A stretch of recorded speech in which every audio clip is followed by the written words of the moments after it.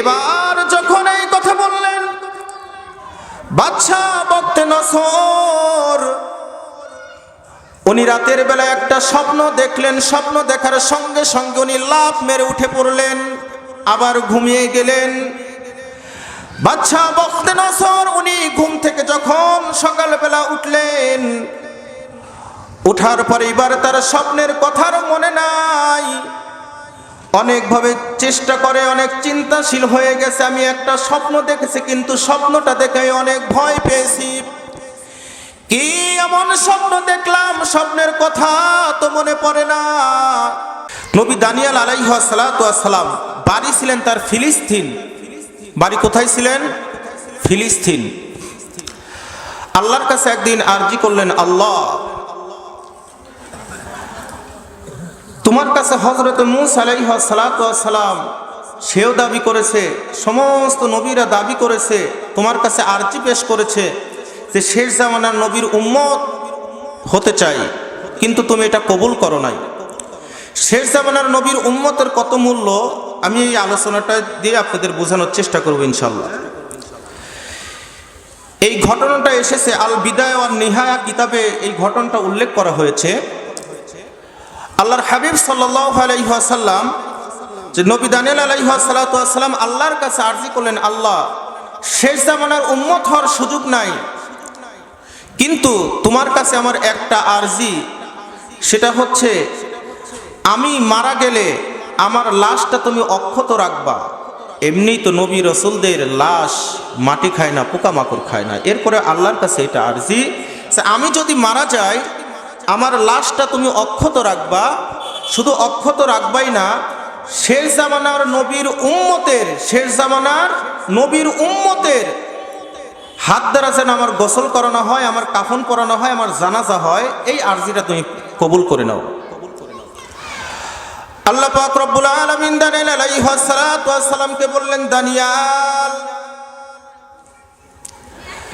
তোমার এই আরজিটা আমি আল্লাহ কবুল করে নিলাম। দানিয়েল আলাইহিস সালাতু ওয়াস সালাম তিনার কবরটা ইরাকে আছে।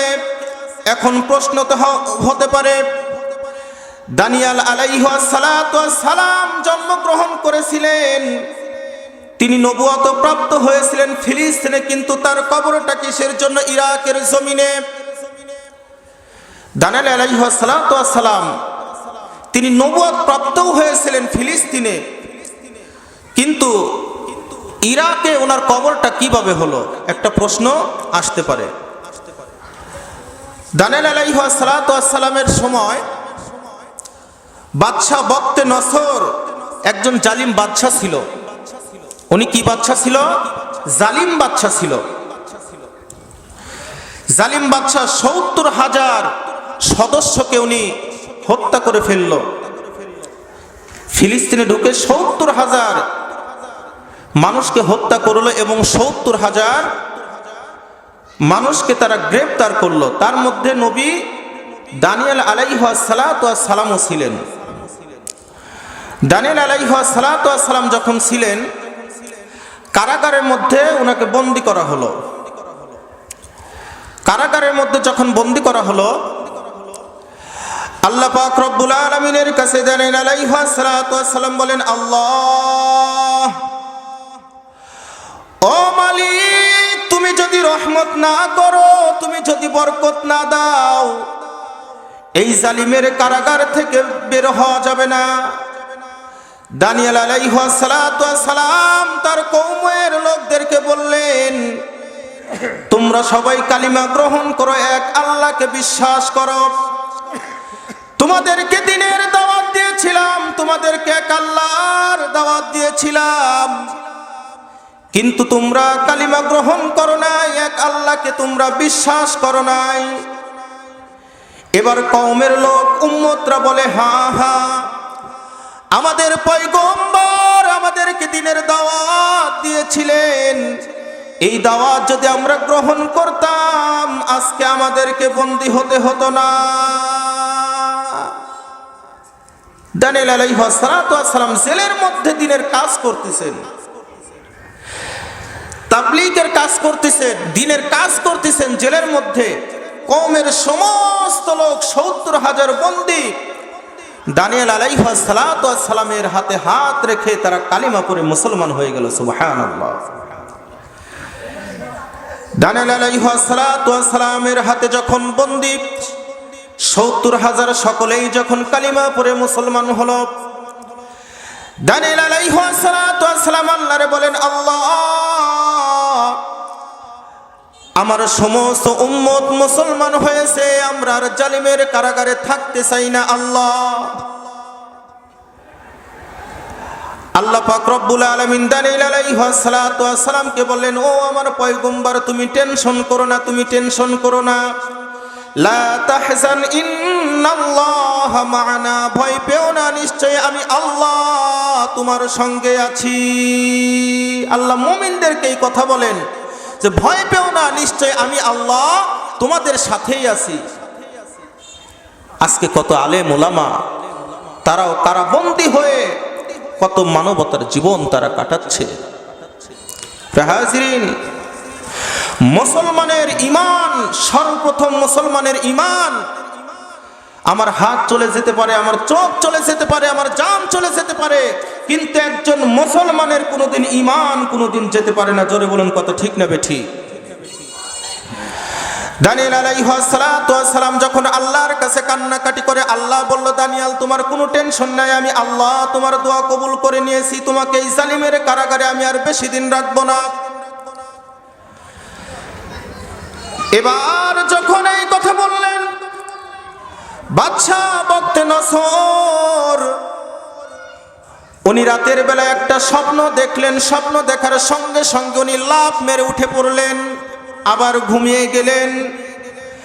বাদশা বখতে নসর উনি ঘুম থেকে যখন সকালবেলা উঠলেন, উঠার পরে এবার তার স্বপ্নের কথার মনে নাই। অনেকভাবে চেষ্টা করে, অনেক চিন্তাশীল হয়ে গেছে, আমি একটা স্বপ্ন দেখেছি, কিন্তু স্বপ্নটা দেখে অনেক ভয় পেয়েছি। কি এমন স্বপ্ন দেখলাম, স্বপ্নের কথা তো মনে পড়ে না। এবার যখন বখতে নসরের স্বপ্নের কথা যখন মনে পড়ে না, এবার পূজাদেরকে ডাক দিয়ে বলেন, শোনো,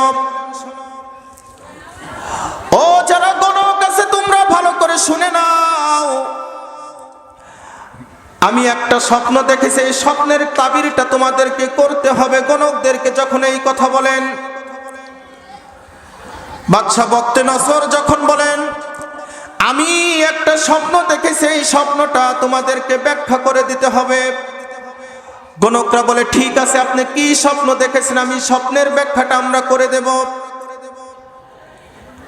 এবার বখতে নসর বলে, আমি কি স্বপ্ন দেখেছি এই স্বপ্ন তো আমার মনে নাই।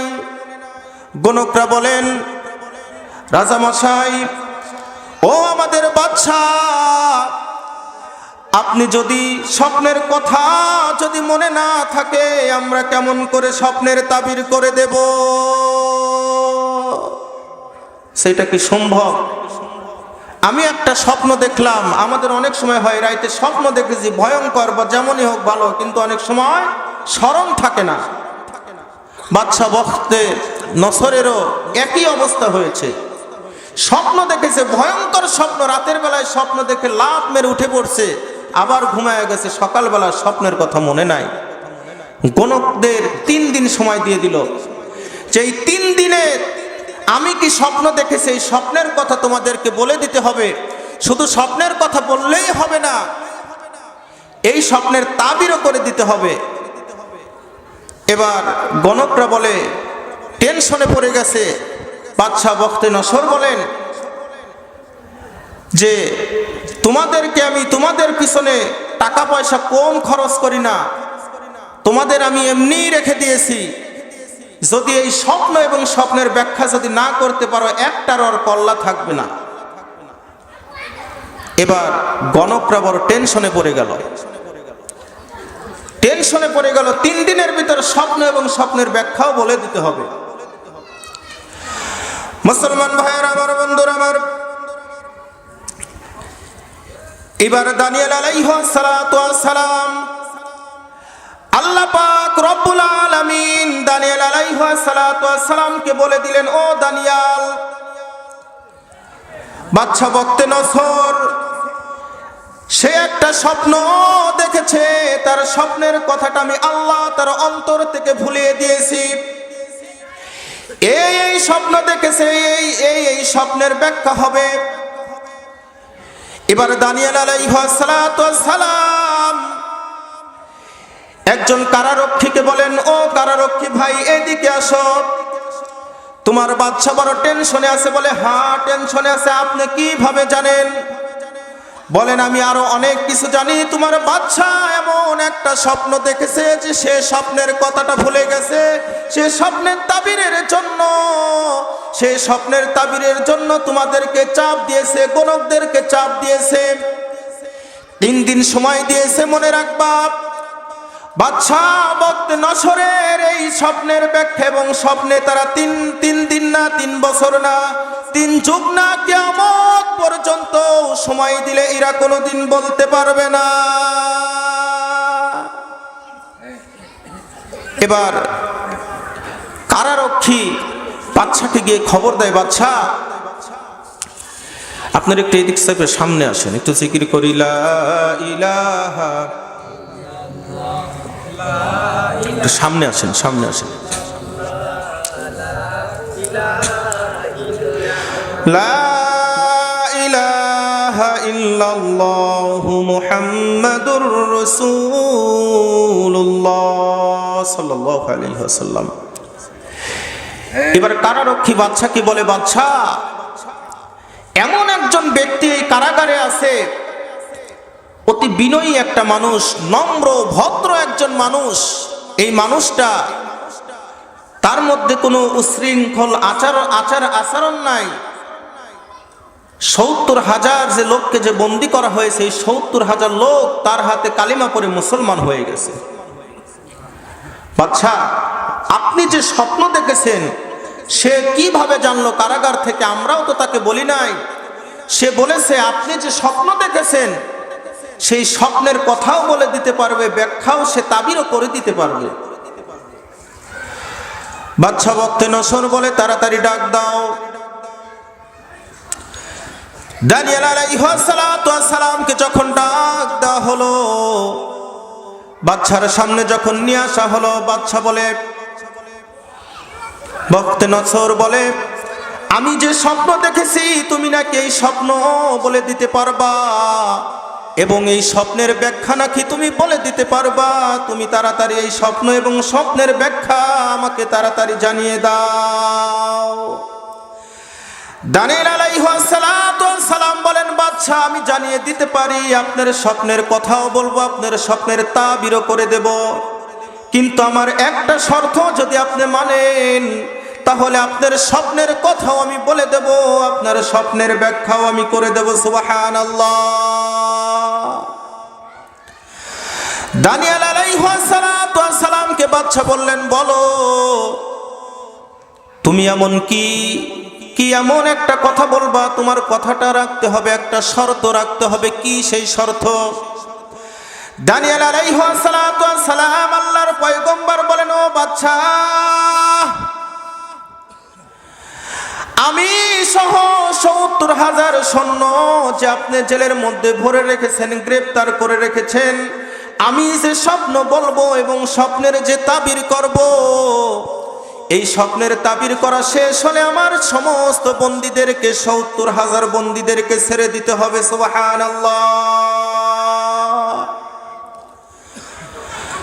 বাদশা বক্তে নসর বলেন, তুমি যদি আমার স্বপ্নের কথা বলে দিতে পারো, তুমি যদি স্বপ্নের তাবির করে দিতে পারো, আমি বাদশা বক্তে নসর আমি ওয়াদা দিচ্ছি ৭০,০০০ বন্দীকে আমি ছেড়ে দেব। এবার বাদশা বক্তে নসরকে বলেন, দানিয়েল আলাইহিস সালাতু ওয়াস সালাম বলেন, ও বাদশা শুনে নাও, স্বপ্নে আপনি বাগানের ভিতরে ঘুরতে ফিরতেছিলেন, আপনি স্বপ্নের মধ্যে বাগানের মধ্যে হাঁটতেছিলেন, ঘুরতেছিলেন, ঘুরতে ঘুরতে এমন একটা সময় আপনি দেখলেন আপনার সামনে বিশাল বড় একটা মূর্তি আপনার সামনে হাজির। বাদশা বক্তে নসর বলে, হ্যাঁ হ্যাঁ ঠিক বলেছ, আমার মনে পড়তেছে। অনেক সময় আমরা স্বপ্ন দেখি ভুলে যাই, একদিন পরে হোক 2 দিন পরে হোক একটু একটু মনে পড়ে। বাদশা বক্তে নসর বলেন, হ্যাঁ তুমি ঠিক বলেছ, আমি বাগানের মধ্যে ঘুরতেছিলাম, ঘুরতে ঘুরতে আমি হাঁটতে হাঁটতে চলতেছিলাম, চলতে চলতে হঠাৎ করে একটা বিশাল বড় একটা মূর্তি আমি দেখলাম। দানিয়েল আলাইহিস সালাম বলেন, সেই মূর্তিটার পা ছিল হচ্ছে জমিনে, মাথাটা মনে হচ্ছে আসমান, সুই সুই এমন মনে হচ্ছে, মাথাটা মনে হচ্ছে আসমানে আসমানে, এইরকম মনে হচ্ছে।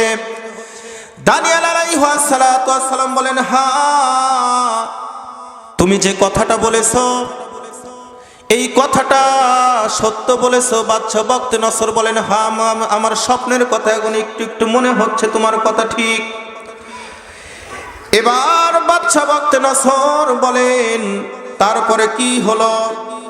দানিয়েল আলাইহিস সালাম বলেন, এই বিশাল মূর্তি, তার মাথাটা, তার চেহারাটা হচ্ছে স্বর্ণ দ্বারা।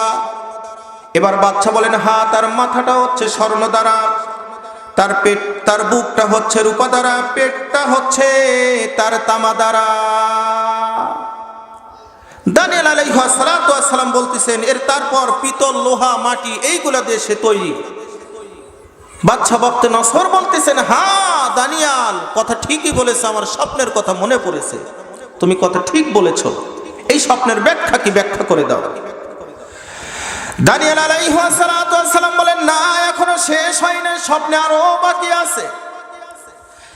দানিয়েল আলাইহিস সালাম বলেন, আপনি উপরের দিকে তাকিয়ে দেখলেন একটা পাথর, বিশাল বড় একটা পাথর, এই মূর্তির মাথার উপরে পড়ার সঙ্গে সঙ্গে পাথরটা চুরমার হয়ে গেছে। সুবহানাল্লাহ। দানিয়েল আলাইহিস সালামকে বলতেছেন, বক্তে নসর বলতেছেন, হ্যাঁ কথাটা ঠিক। দানিয়েল আলাইহিস সালাম এবার বলেন, আর একটা ছোট পাথর আপনি হাতে নিলেন, হাতে নেওয়ার পরে পাথরটা আস্তে আস্তে অনেক বড় হয়ে গেল, মনে হচ্ছে মূর্তির চাইতেও সেই পাথরটা বড় হয়ে গেছে। সুবহানাল্লাহ। বক্তে নসর বলেন, হ্যাঁ হ্যাঁ আমি সব, তুমি যে কথা বলেছো, আমি এই স্বপ্নটা, তুমি যা বলেছো আমি এই স্বপ্নই দেখেছি, এবার স্বপ্নের ব্যাখ্যা করো। দানিয়েল আলাইহিস সালাম বলেন, এই যে বিশাল বড় একটা মূর্তি দেখলেন, মূর্তিটা হলো স্বর্ণ দ্বারা তৈরি, রূপা দ্বারা তৈরি, তামা দ্বারা তৈরি, মাটি দ্বারা তৈরি। এই মূর্তিটা যে আপনি দেখলেন, এটা হচ্ছে, এই মূর্তিটা হলো গোটা দুনিয়াকে বোঝানো হয়েছে। আর মূর্তির মধ্যে যে সোনা দেখলেন, রূপা দেখলেন, তামা দেখলেন, মাটি দেখলেন, এগুলো হচ্ছে বিভিন্ন কওম বা জাতি।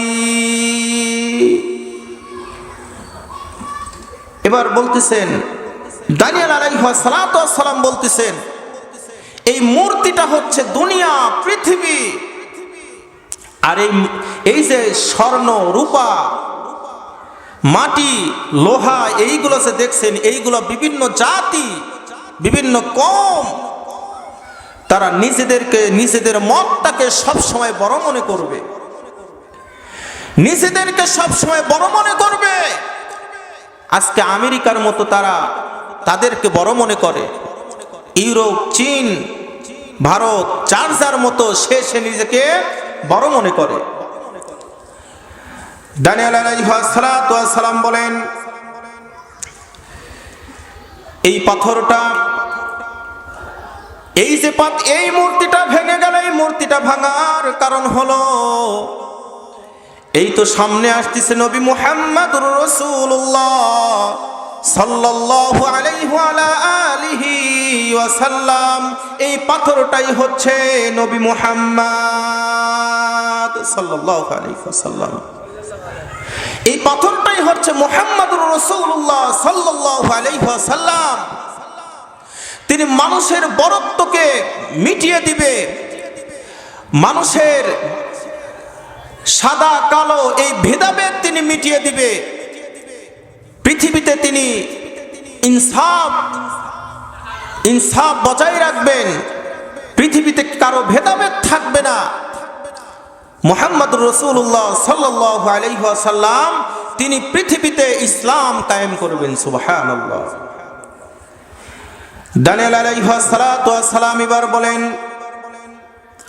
তোমার এই স্বপ্নের ব্যাখ্যা আমি তো মনে করেছিলাম আমি হয়তো কিছুদিন পর মারা যাব। ও পয়গম্বর দানিয়েল, শোনো শোনো, আজকে থেকে তুমি হবে আমার উপদেশটা, তুমি হবে। তোমাকে আমি এই ইরাক থেকে যেতে দেব না। দানিয়েল আলাইহিস সালাতু ওয়াস সালাম ফিলিস্তিন থেকে গ্রেফতার হয়ে ইরাকে আসলেন এবং এই বাদশার কাছেই দানিয়েল আলাইহিস সালাতু ওয়াস সালাম তার উপদেষ্টা হিসাবে থাকলেন। দানিয়েল আলাইহিস সালাতু ওয়াস সালাম বলতেছেন যে আমার সমস্ত কওমদেরকে আপনি মুক্তি করে দেন। ৭০,০০০ কওমদেরকে মুক্তি করে দিল, বক্তে নসর মুক্তি করে দিল। আল্লাহ পাক রব্বুল আলামিন দানিয়েল আলাইহিস সালাতু ওয়াস সালামকে দেখেন দিনের কাজ কিভাবে নিলেন। জেলের মধ্যে বন্দী করলেন। বন্দী করার পরে আবার ৭০,০০০ তার কওমের লোক তার হাতে মুসলমান হলো, এক আল্লাহ বিশ্বাস করলো। আল্লাহ পাক রব্বুল আলামিন আবার কেমন করে দানিয়েল আলাইহিস সালাতু ওয়াস সালামকে মুক্ত বাতাসে ছেড়ে দিলেন। সুবহানাল্লাহ। মুসলমান ভাইয়ের আমার, বন্ধুরা আমার, এবার দানিয়েল আলাইহিস সালাতু ওয়াস সালাম একটা প্রশ্নের উত্তর পেলাম। ফিলিস্তিন থেকে দানিয়েল আলাইহিস সালাতু ওয়াস সালাম ইরাকে কিভাবে তার কবর হলো, ইরাকে কেমন করে আসলে, এই প্রশ্নের উত্তরটা পেলাম।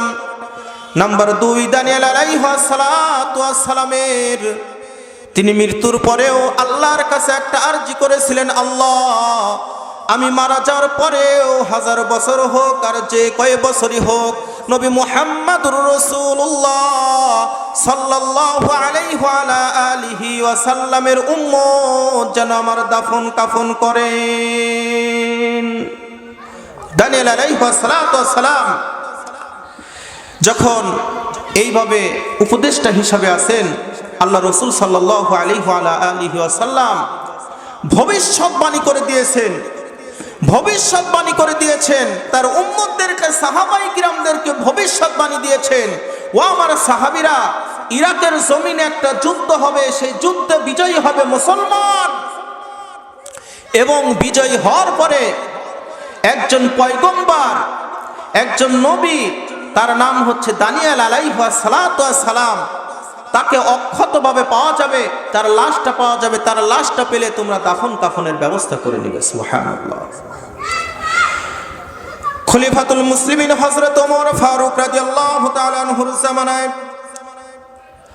হযরত ওমর ফারুক রাদিয়াল্লাহু তাআলা আনহুর শাসন জামানায় আবু মুসা আশআরী রাদিয়াল্লাহু তাআলা আনহুকে পাঠানো হলো।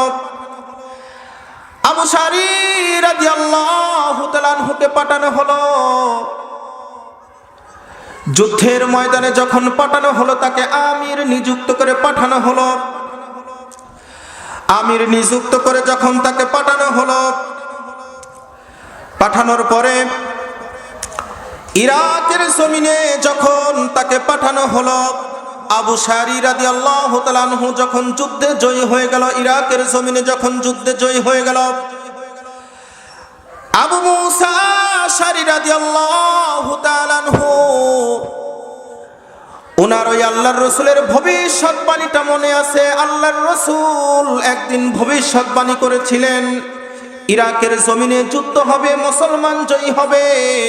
সেই জয়ী হওয়ার পরে দানিয়েল আলাইহিস সালাতু ওয়াস সালামের লাশ পাওয়া যাবে। সেই লাশটা আমাদেরকে, আমরা পাবো সেই লাশ পাওয়ার পরে আমরা তার দাফন কাফনের ব্যবস্থা করব। সুবহানাল্লাহ।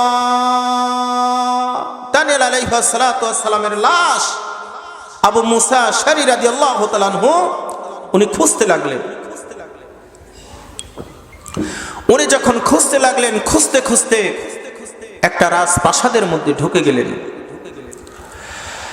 রাজপ্রাসাদের মধ্যে যখন আবু মুসা আশআরী রাদিয়াল্লাহু তাআলা আনহু ঢুকে গেলেন, ঢুকে যাওয়ার পরে আবু আশআরী রাদিয়াল্লাহু তাআলা আনহু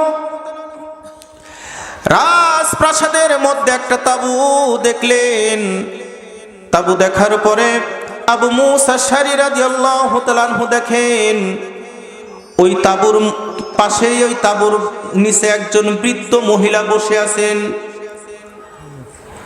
আল বিদায়া ওয়াল নিহায়া কিতাবের মধ্যে লেখেন ওই বৃদ্ধর বয়স কেমন তা এটা উল্লেখ করে নাই। 1000 বছর হবে বা তার চাইতেও বেশি হবে, কিতাবের মধ্যে এটা উল্লেখ করেছেন, কিন্তু বয়সটা নির্দিষ্ট করে কোনো উল্লেখ নাই। এবং ওই বৃদ্ধার কাছে একটা তাওরাত, একটা কিতাবও দেখতে পেলেন। কিতাব দেখার পরে, তাওরাত যখন দেখলেন, দেখার পরে আবু মুসা আশআরী রাদিয়াল্লাহু তাআলা আনহু ওই বৃদ্ধাকে প্রশ্ন করলেন, ও বৃদ্ধা মা, এই লাশটা কার? ওই বৃদ্ধা বলে, ও আবু মুসা আশআরী রাদিয়াল্লাহু তাআলা আনহু, এই লাশটা হচ্ছে দানিয়েল আলাইহিস সালাতু ওয়াস সালামের। সুবহানাল্লাহ।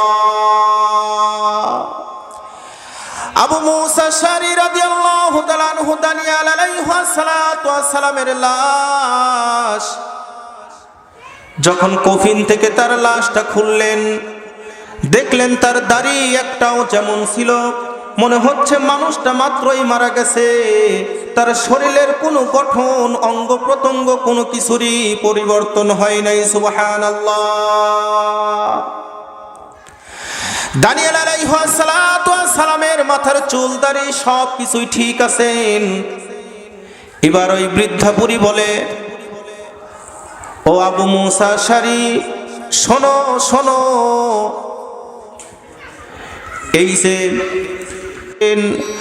আবু মুসা আশআরী রাদিয়াল্লাহু তাআলা আনহু এটা তো জানেই যে আল্লাহর রাসূল তো ভবিষ্যৎবাণী দিয়েই গেছেন। আবু মুসা আশআরী রাদিয়াল্লাহু তাআলা আনহু এবার ওই বৃদ্ধা মহিলা আবু মুসা আশআরী রাদিয়াল্লাহু তাআলা আনহুকে বলেন, এই জামানায় এই কওমের লোক যখন বৃষ্টি হতো না, দানিয়েল আলাইহিস সালাতু ওয়াস সালামকে সামনে রেখে আল্লাহর কাছে যে দোয়া করতো, আল্লাহ পাক রব্বুল আলামিন সেই দোয়া কবুল করে নিতেন। সুবহানাল্লাহ। দানিয়েল আলাইহিস সালাতু ওয়াস সালামকে যখন আবু মুসা আশআরী রাদিয়াল্লাহু তাআলা আনহু পেয়েছেন, এই মর্মে একটা চিঠি লিখলেন হযরত ওমর ফারুক রাদিয়াল্লাহু তাআলা আনহুর কাছে, যে খলিফাতুল মুসলিমিন ওমর ফারুক রাদিয়াল্লাহু তাআলা আনহুকে চিঠি লেখেন, আল্লাহর হাবিব যে পয়গম্বরের কথা বলেছিলেন দানিয়েল আলাইহিস সালাতু ওয়াস সালাম, তার লাশটা আমরা পেয়েছি। সুবহানাল্লাহ। আবু মুসা আশআরী রাদিয়াল্লাহু তাআলা আনহু চিঠি লিখলে, এখন আমরা এই লাশটা আমরা কি করব? আমরা তার লাশটা পেয়েছি। কারণ খলিফা হচ্ছে হযরত ওমর ফারুক রাদিয়াল্লাহু তাআলা আনহু। খলিফা যে নির্দেশ দিবে সেই নির্দেশটাই মানতে হবে। হযরত ওমর ফারুক রাদিয়াল্লাহু তাআলা আনহু আবু মুসা আশআরী রাদিয়াল্লাহু তাআলা আনহুকে চিঠি লিখলেন, ও আবু মুসা আশআরী শোনো, দানিয়েল আলাইহিস সালাতু ওয়াস সালামের এই লাশ তুমি দাফন কাফন করো, গোসলের ব্যবস্থা করো, কাফনের কাপড় পরিধান করাও, কিন্তু মনে রাখবা জানাজাও দিবা, কিন্তু মনে রাখবা তার কবর কিন্তু একটা খোঁড়া হবে না। আবু মুসা আশআরী রাদিয়াল্লাহু তাআলা আনহুকে হযরত ওমর ফারুক রাদিয়াল্লাহু তাআলা আনহু চিঠি লিখলেন, মানুষ একটা, কিন্তু কবর 13টি খুঁড়তে হবে। কবর কয়টি খুঁড়তে হবে? 13টি কবর খুঁড়তে হবে। হযরত ওমর ফারুক রাদিয়াল্লাহু তাআলা আনহু বললেন, এবং দিনের বেলায় তাকে মাটি দিবা না, রাতের বেলায় মাটি দিবা, তার কওমের ওই দিকের লোক যেন তাকে না দেখতে পায়, তার মাটি দেওয়া যেন না দেখতে পায়। মুফাসসিরে কিরামগণ বলেন, আল বিদায়া ওয়াল নিহায়া কিতাবের মধ্যে স্পষ্টভাবে এসেছে, এটা করার কারণ হচ্ছে তার যেন তার কবরের সামনে গিয়ে কোনো প্রার্থনা না করতে পারে। আর আমাদের সমাজে তো আমরা মান্যত করে আসি মাজারে, ছেলে হয়েছে আকিকা দিতে হয় মাজারে গিয়ে, মুরগি মান্যত করি মাজারে গিয়ে। মুসলমান, এটা সম্পূর্ণ সরাসরি আল্লাহর সঙ্গে শিরক করা হয়, সরাসরি আল্লাহর সঙ্গে শিরক করা হয়। আমরা মাজারে গিয়ে সন্তান চাই, আমার একটা ছেলে দেন, মাজারে গিয়ে মান্যত করে আল্লাহ যদি একটা বেটা দেয়, এখানে গরু দেব, মহিষ দেব, অমক দেব, তমক দেব। আল্লাহ পাক রব্বুল আলামিন বলেন এটা সম্পূর্ণ শিরক। আল্লাহর হাবিব সাল্লাল্লাহু আলাইহি ওয়াসাল্লাম বলেন এটা সম্পূর্ণ শিরক। দানিয়েল আলাইহিস সালাতু ওয়াস সালাম তার কবরটা 13টি কবর খনন করা হলো। কয়টি কবর খনন করা হলো? 13টি। যাতে কেউ তার কবরের সামনে গিয়ে কেউ দোয়া না করতে পারে, দোয়া বলতে কেউ যাতে কিছু চাইতে না পারে, কোনো কিছু মান্যত যাতে না করতে পারে, যাতে আল্লাহর সঙ্গে শিরক না হয়।